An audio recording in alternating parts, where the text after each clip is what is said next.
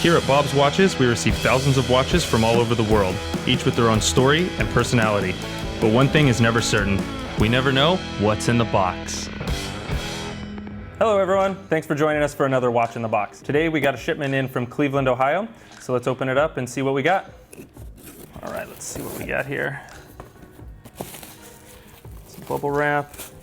This is going to be our watch. Okay. All right, let's see what we got. More bubble wrap. All right, looks like there's no box or papers or anything with this one. Let's see what we have. No box and papers here.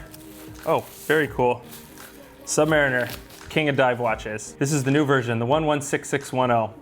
This is such a great piece. I love this model of Submariner. It's the brand new one. It got a lot of updates from the previous model. It's got the bigger case, it's got the ceramic bezel, the maxi dial, just a lot of really cool features that, to me, really make this watch stand out. Aside from the Datejust, the Submariner is probably the #1 watch that we get in. Improvements that they've made from this model over the previous, I think are really great. So to start out, you'll notice the ceramic bezel.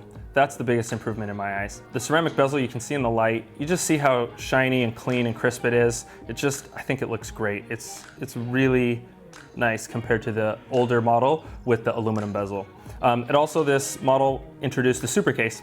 So it's a larger case. It also has the maxi dial, which has the bigger markers with the surround. So even though this is the same 40 millimeters as the model before, it actually wears and seems quite a bit bigger, which I think is nice. It's a dive watch and it's big, and even though it's the same size, it has a bigger wrist presence, which is cool. Another thing I really love about this model is the bracelet. This got the upgraded bracelet, and I think it makes a huge difference in the overall feel of the watch. So you'll notice that it's still solid, it feels really nice. It's got the flip lock clasp.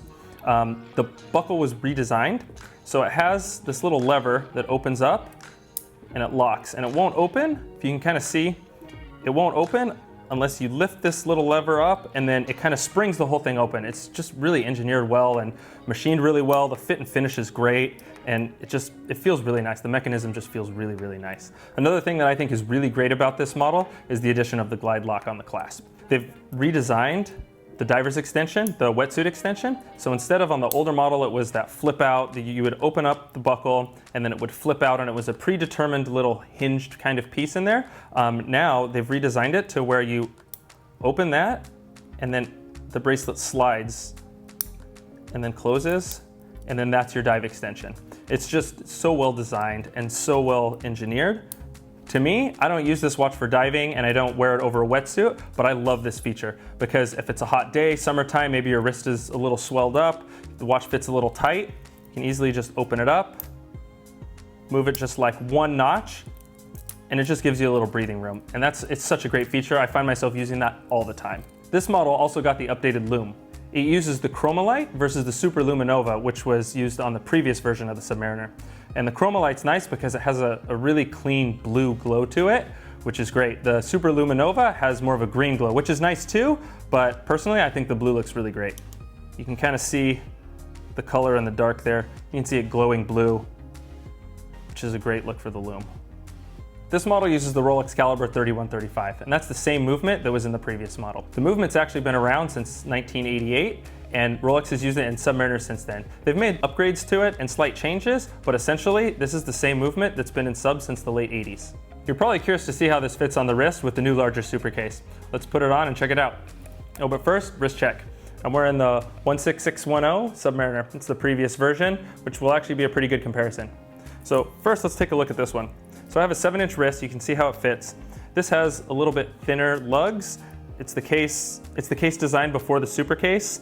It also has the aluminum bezel, which is a little bit smaller, and the dial has a little bit smaller markers. So even though it's the same 40 millimeter size, it looks quite a bit smaller on the wrist. All right, you can see how it fits on my wrist. Again, I get a 7-inch wrist. It fits really nice. It does feel larger and it does look larger. The case is a little bit wider on the lugs. It's that super case design. Also, the bezel is a little more prominent because it's a little bit wider and it has the ceramic. You can kind of see in the light how it catches. It has that nice shine, so where it's really deep black or it has that high gloss look to it, and I think it's beautiful. Also, the maxi dial, even though it's no different in size, the bigger markers makes it look quite a bit bigger on the wrist. So all in all, it feels more substantial. Still really comfortable. 40 millimeters, kind of my perfect size for a dive watch, and this fits the bill perfectly. It does seem a little bit larger, but I think it feels great. In terms of value, a watch like this will probably go for around $9,000. If it had box and papers, it would go for a few $100s more than that. All right, well that about wraps it up for this one. Thanks for joining us, and be sure to like and subscribe for the next Watch in the Box.